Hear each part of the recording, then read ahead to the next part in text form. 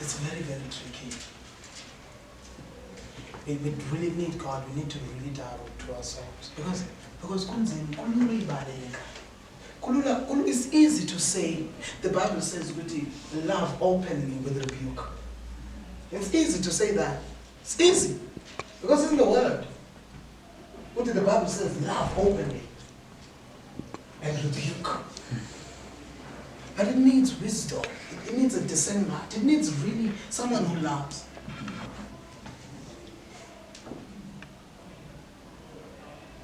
Compassion doesn't have to. You can be right and still not compassionate.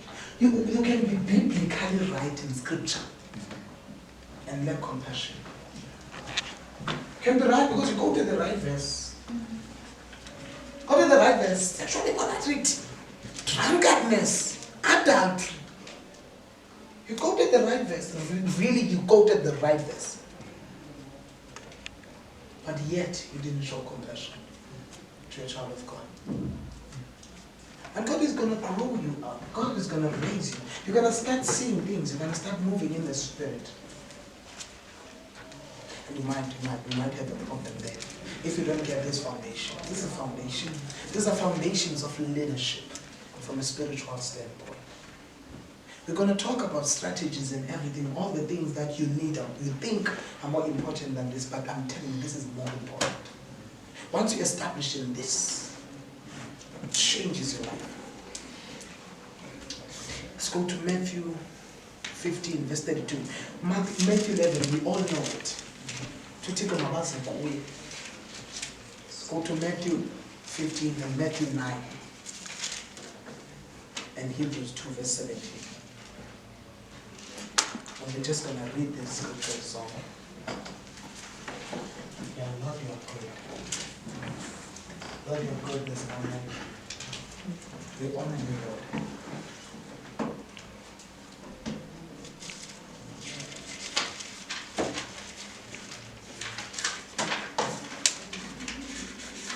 Are we getting help? I'm getting help myself. I'm getting challenged by God.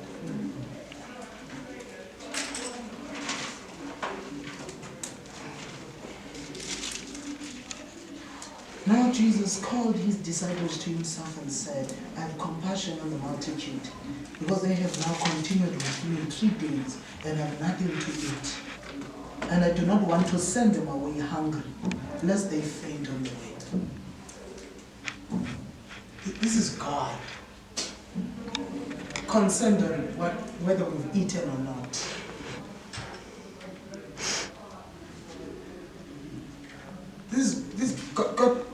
God will never be killed by hunger.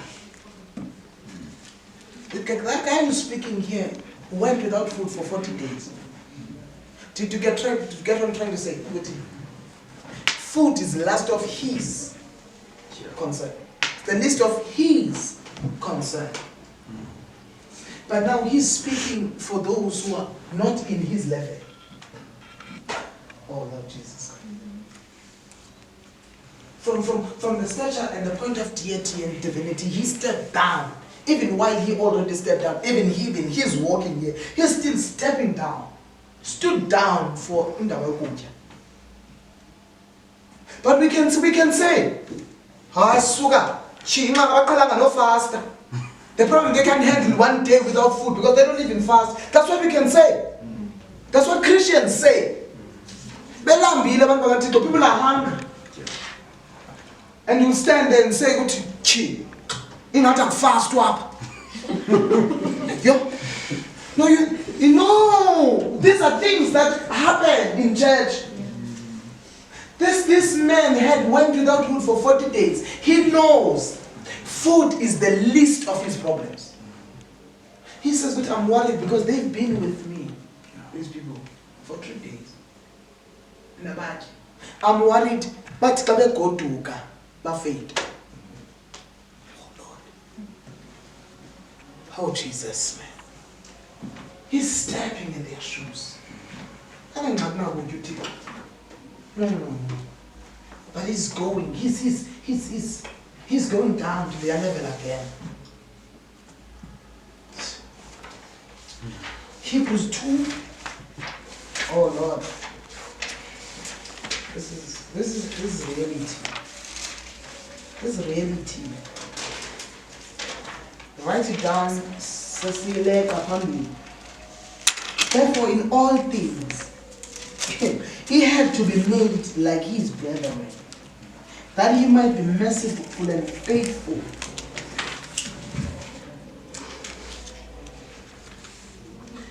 Oh Lord Jesus. Therefore, in all things, he had to be made like his brethren, that he might be a merciful and a faithful high priest in things pertaining to God, to make propitiation for the sins of his people. Do you get the difference here? Between the high priest who's taken among men, Jesus was made to be like us. The high priest is taken among men. One day we'll do a Bible study, a conductive Bible study, where we learn to look at the text. It's easy. It's easy. I think I'm doing a lot of things. I'm teaching you the Bible. God is teaching us. Hallelujah. This is because John 80 he's taken from among men. So that we are found now. The Bible says here he was made to be like us. To get the difference. And did it to make propitiation for whose sins? For their sins. Not his sins. Don't you see compassion? And then this is chapter 2. In chapter 5, he's trying to show us what he modeled high priest from among men to follow at least the pattern of Christ. But they also have to make sacrifice for their sins. But Christ didn't have to, because he never had one. To get it, there could be many things, man, but he made them vulnerable. He made him vulnerable to the same things. Because like you say, he was tempted in all ways. When it goes down, it says, for in that he himself has suffered being tempted, he is able to aid those who are being tempted. This is what compassion does. Instead of showing the person when they come with a sickness to really diagnose them, because that's what we do. Hey, my God, this is spiritual diagnosis. But sometimes we don't have to, because the Bible says, the compassion, the compassionate nature of you only longs to get them out of there. He was made like us, so that he suffered all these things, so that when we are in that situation, he can aid us. He is ready to help those. That's what compassion does. Love says, does not rejoice in iniquity. Compassion, when love is not rejoicing, is standing still. Compassion says, I'm not just only not going to rejoice, but I'm going to be able to take them out. I'm ready and willing to make sure that they improve. I don't want to leave them like that. That's compassion. Compassion of Christ. Compassion of Christ. And it's not a matter of waiting for people to come. People say opportunity should be seized. And it's very wonderful, but I believe we can create opportunities. We can go around with an attitude of, I want to improve someone's life. Literally. Than waiting for someone to come and have a problem. Do you get what I'm saying? You can adopt a different attitude. But you know what? I want to help people. When they have not even approached you with a problem. We're stretching ourselves here. We're not fixing your abilities and the way you're failing in your qualities. We're trying to stretch you beyond. Instead of being a good counselor.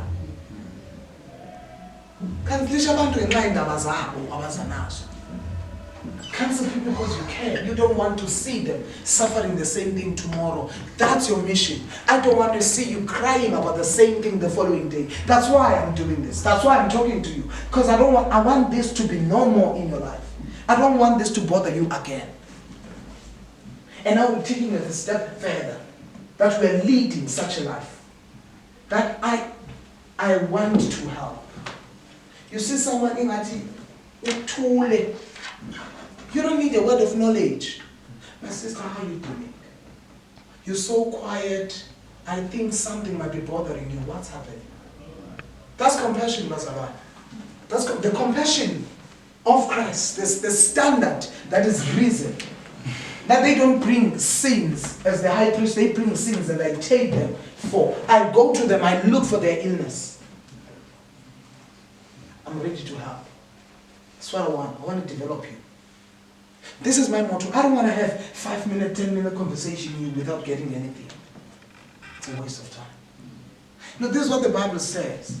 These are standards that I set for myself. I'm not making doctrine out of experience. This is a standard I set for myself. Especially if the first time I'm meeting you, or I'm not going to meet you again. The Bible says, go to the words that I speak, they are life and spirit. What's the point of talking if not imparting life and spirit? What's the point? What's the point of having conversations if you're not sharing wisdom? This is what the Bible says. Oh Lord Jesus Christ. The Bible says, Uti, in the multiplicity of words, Uti, there are slim chances ungabikho sono. That's what the Bible. Ithi umuntu othetha kakhulu isono kunzima usibaleka. That's what the Bible says. And I look at myself and I'm like, God, I talk too much. And you know what, how Christ comforted me as I was reading. He said, with words of wisdom, they build others, they give life. And then like, God, I've stayed enough in your secret place and I developed this attitude of wanting to share wisdom. But the devil almost hit me with the scripture. I almost grew to be a quiet person. But God says, sharing wisdom, it imparts life. And I was like, yo, God,